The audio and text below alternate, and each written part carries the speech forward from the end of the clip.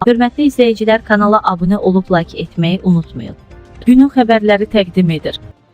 Bu şəhərdə Ədən Qurban Qurbanov açıqlaması, hansısa axmaq.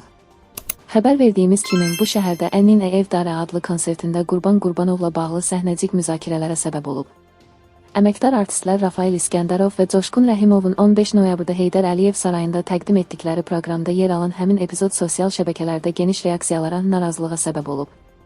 Məsələ ilə bağlı bu şəhərdə Ənin prodüseri və ssenaristi Müşfiq Abbasovla əlaqə saxladıq. O, Ölkə Azı açıqlamasında bildirdi ki, hansısa axmaq zaldan səhnəciyin bir hissəsini çəkib. Halbuki çəkiliş qadağandır. Haqqımıza giriblər.